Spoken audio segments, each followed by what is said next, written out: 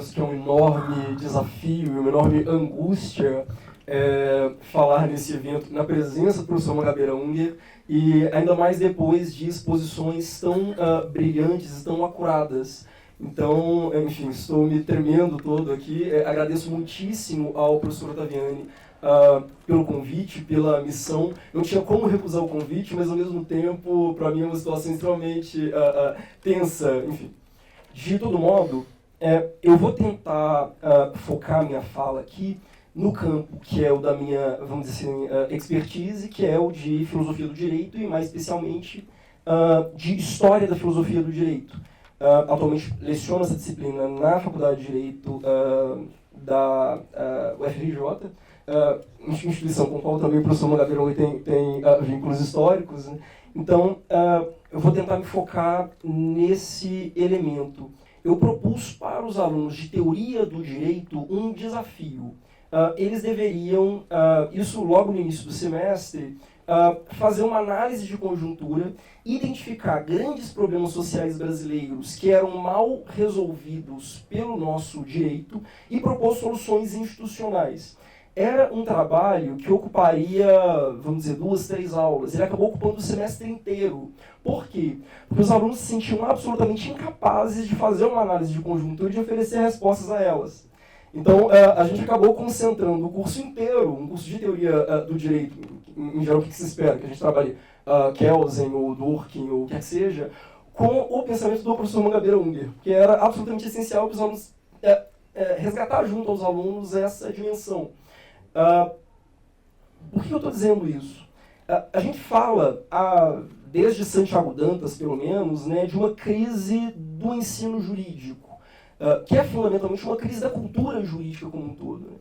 E talvez o grande reflexo dessa crise seja justamente o fato de que as escolas de direito, isso vários palestrantes aqui já destacaram, como as escolas de direito elas têm funcionado dentro de uma lógica de racionalização retrospectiva. A gente observa, enfim, normas ou decisões jurisdicionais que foram tomadas a partir de uma série de interesses contingentes e uma série de conflitos político-ideológicos localizados, mas a gente retrata essas decisões nas escolas de direito como se fossem o resultado de um processo evolutivo, progressivo e natural de racionalização. É curioso porque talvez as grandes escolas vistas como progressistas hoje, ou recebidas como progressistas no Brasil, dentro da filosofia do direito, é o caso do pós-positivismo, para usar um termo que, na verdade, aglutina muito mais gente do que deveria, mas a gente interpreta o desenvolvimento do sistema jurídico como se fosse um processo lógico, natural e necessário. Quando, na verdade, quer dizer, qualquer pessoa que tem o mínimo de sensibilidade para observar como o direito é de fato produzido nas assembleias ou nos fóruns, verá que, quer dizer, não há nada de lógico aqui, pelo contrário, são escolhas históricas. É um processo permanente de construção histórica, né? Isso traz uma implicação prática grave, que é o fato de que, no fundo, as escolas acabam sendo, quer dizer, as escolas de direito acabam sendo um dos principais instrumentos em nome daquilo que o professor Mangabeira Unger chama de ditadura da não alternativa. Quer dizer, por que a ditadura da não alternativa? Porque a gente apresenta o nosso ordenamento jurídico-político como se fosse inevitável. Como se, de fato, ele fosse, quer dizer, para falar de um outro conceito do professor Mangabeira, de falsas necessidades, a gente retrata o ordenamento jurídico-político como se ele fosse, de fato, o fruto de um processo evolucionário que se dá ao longo, enfim, pelo menos de toda a modernidade, ou, quiçá, dos gregos até agora, né? Isso acaba levando a um outro aspecto, que é a formação de juristas que trabalham em nome do fetichismo institucional. Se a gente pegar qualquer grande manual de direito hoje, ele fatalmente vai incorrer no vício, eu estou pensando nos manuais de dogmática, de pegar decisões que foram tomadas nos anos anteriores, decisões jurisprudenciais tomadas nos anos anteriores, pelo STF, por exemplo, pelo STJ, a partir de conflitos os mais comezinhos, que todos nós conhecemos exatamente quais são as orientações políticas, ideológicas e os compromissos partidários de todos os nossos ministros do STF, que foram tomadas a partir de pretensões as mais comezinhas, mas retratá-las como se fossem, de fato, o produto das astúcias da razão.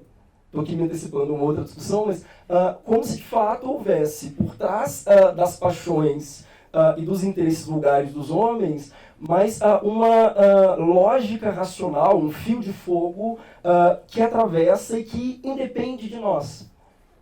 É um pouco também a lógica do aprendiz de feiticeiro, né? Como se o direito, à medida que ele se autonomiza, ele ganha vida própria em relação aos seus operadores, e para compreendê-lo eu não preciso mais compreender quais são as paixões que movem os seus operadores, né? Ele funcionaria independentemente disso. Isso traz uma outra consequência grave, que é o fato de que as escolas de direito acabam encampando um raciocínio que é violentamente antidemocrático. Por quê? Porque aí você tem um esforço permanente de usar do direito para estabelecer limites transcendentais à ação política. É como se, no fundo, a ação política ela tivesse sempre mediada por regras que, na verdade, não estão, elas próprias, submetidas ao crivo do debate público. Elas são regras que estruturam o debate público, mas, por conseguinte, não são elas próprias passíveis de discussão pública. Chantal Mouffe tem falado muito disso também, né?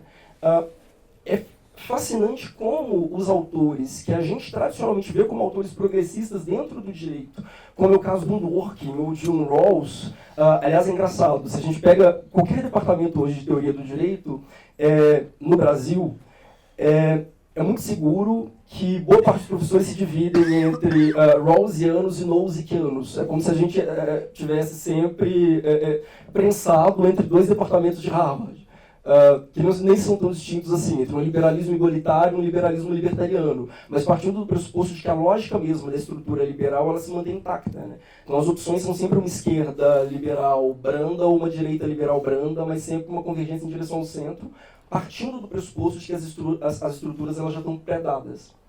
Eu não sei se eu já disse aqui, mas eu sou mineiro, por isso que eu falo muito rápido e como as palavras.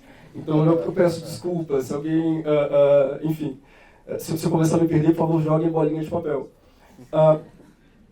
Então, é fascinante como a gente, nesse esforço retrospectivo, a gente acaba naturalizando determinadas escolhas político-institucionais como se elas fossem eternas. Eu vou dar um exemplo muito simples, mas é o de tripartição de poderes. Quer dizer, todo mundo sabe, eu acho que é natural dentro da lógica do pensamento político moderno, que a gente precisa de um sistema de checks and balances. Mas nada implica que esse sistema ele seja dividido em três, a não ser, sei lá, numerologia.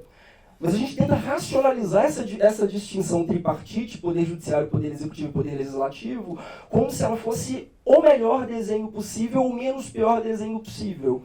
E a gente vai regurgitando Montesquieu, enfim, do fim do século XVIII até hoje. Eu penso nisso por causa, inclusive, de um outro homenageado aqui, que é o Fábio Comparato, né, já foi homenageado nessa casa, que tem um livro exatamente discutindo isso, da necessidade de pensar novos poderes. Eu, da minha parte, acho que a gente tem que pensar novos poderes e pensar em excluir alguns. Leia o Poder Judiciário, mas deixa para lá. De qualquer forma, há uma tendência antidemocrática nas escolas de direito à medida que elas catalisam esse tipo de pensamento. Ou a ideia de que nem tudo é político, a ideia de que determinadas instâncias ou determinadas estruturas devem ser salvaguardadas do debate público e do debate coletivo dentro de um horizonte, de uma linha de raciocínio que seria transcendental ou quase transcendental. Não é à toa que existe um revival de kantismo, de um kantismo barato, em boa parte das escolas de direito. Quer dizer, seja um neocantismo na linha de um Rawls ou de um Nozick mesmo, ou de um neocantismo na linha de um Habermas. Mas é sempre essa obsessão por estabelecer critérios quase transcendentais que limitem efetivamente o espaço de deliberação democrática. Aí vem uma questão, bom, de fato eu entro dentro do meu métier, digamos assim, que é a filosofia do direito. Se a gente pega a Resolução 9, né, de 2004, da Câmara de Educação Superior do Conselho Nacional de Educação, ou a atualização dela, né, que é a Resolução 5 de 2018, que são as resoluções que definem as diretrizes elementares, né, dos cursos de Direito no Brasil, a gente vai ver que as disciplinas etéticas, e em especial a disciplina de Filosofia do Direito, elas deveriam atuar a partir de um horizonte crítico. Elas são, vamos dizer assim, um terceiro grau de reflexão, criticando a praxis jurídica e, vamos dizer assim, as práticas coisificadas desenvolvidas nos fóruns, né? Ou senso comum teórico dos juristas, para usar uma frase do Vará.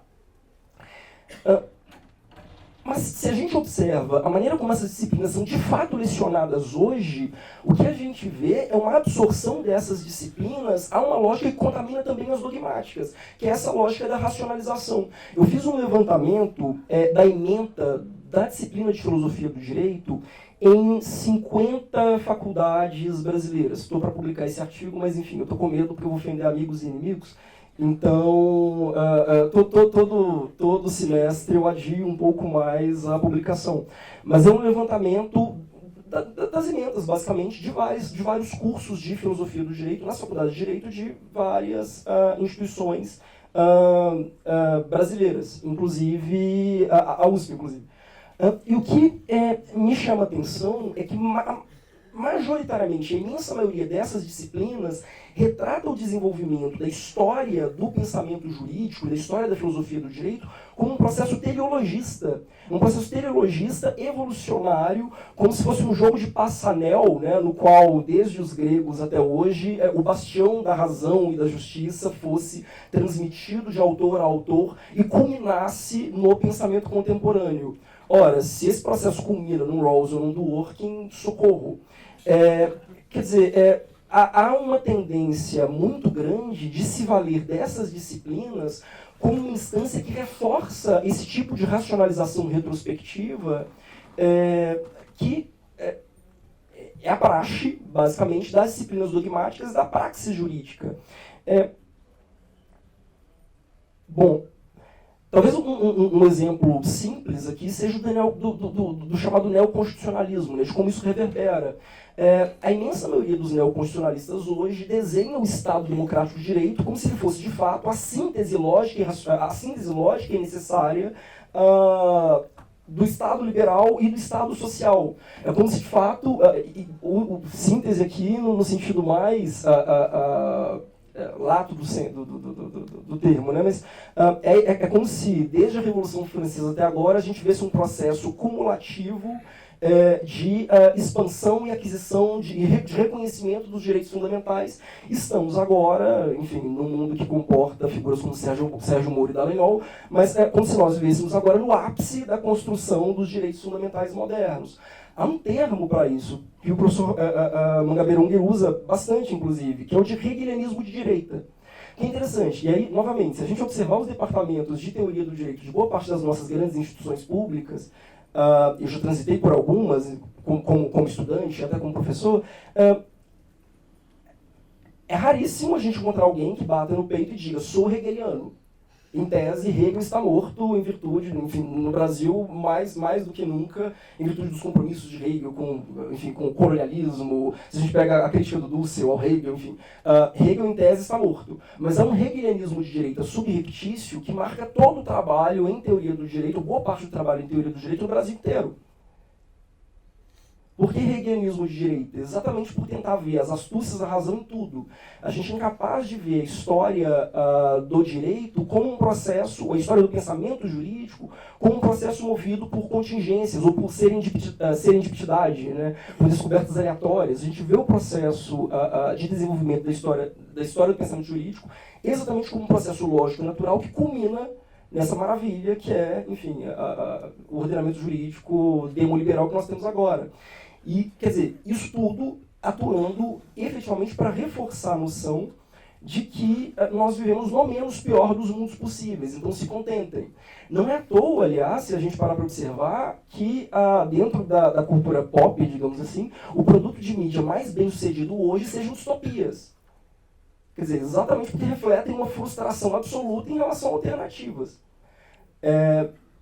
quer dizer, se tem um discurso anti-utópico, aliás, é esse o título do meu livro, né, Crítica da Razão Anti-Utópica, mas a gente tem um discurso anti-utópico muito veiculado e incorporado pelos juristas, que traduz a ideia, ou reforça a ideia, de que, na verdade, o que nos compete é atuar como zeladores da arquitetura institucional, que já está pré-definida e ela foi pré-definida pela razão. Pela razão com R maiúscula, foi pré-definida pela natureza, ou, enfim, pelas forças, pelas dinâmicas cegas da história. Isso me faz pensar, só voltando à questão do hegelianismo de direita, né, numa frase do Etienne Gilson sobre Platão. O Etienne Gilson vai dizer que Platão, na Idade Média, não estava em lugar nenhum, mas o platonismo estava em todo lugar. Acho que com Hegel é a mesma coisa. Hegel não está em lugar nenhum, mas o hegelianismo está em todo lugar, na maneira como a gente interpreta ou pensa o desenvolvimento da história da filosofia. Bom, por que isso me parece interessante? Eu venho tentando no meu trabalho, aí com nítida e muito forte inspiração, no trabalho do professor Roberto Mangabeira Unger, fazer uma leitura da história da filosofia a contrapelo. Em que medida uma leitura a contrapelo? Da gente buscar na história da filosofia não aquilo que parece corroborar ou justificar ou legitimar o status quo e a ordem vigente, mas justamente aquelas contrapossibilidades utópicas ao sistema e que nos permitam pensar em alternativas. Então, ler a história da filosofia com uma pluralidade heterogênea, absolutamente contingente e radical de experimentos institucionais que podem ampliar o nosso repertório de modelagens, hoje acervos, enfim, o nosso acervo de modelagens institucionais, né? Enfim, podem nos ajudar a ampliar o nosso imaginário instituinte, para usar uma expressão que não é do professor Mangabeira Unger, é do Castoriadis, né? No sentido de ampliar o nosso imaginário instituinte e no sentido de reforçar, ou melhor, no sentido de nos permitir desnaturalizar um discurso hegemônico, um projeto hegemônico. Quer dizer, me parece que o principal papel das escolas de direito, e eu estou pensando, claro, na minha disciplina específica, que é a filosofia do direito, mas eu acho que isso deveria ser incorporado por todas as disciplinas, né? Mas deve ser exatamente o de estimular essa dimensão de experimentalismo institucional ou de inovação institucional. Isso implica, antes de mais nada, reforçar a consciência da historicidade dos nossos sistemas de pensamento, né?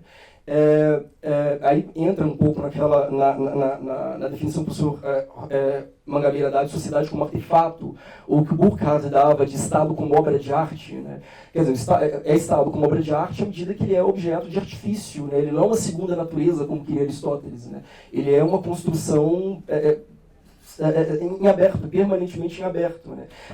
Se as escolas de direito não incitam isso nos seus alunos, então a gente está num caminho perigoso, para dizer o mínimo, né? Como eu disse, um caminho que é antidemocrático.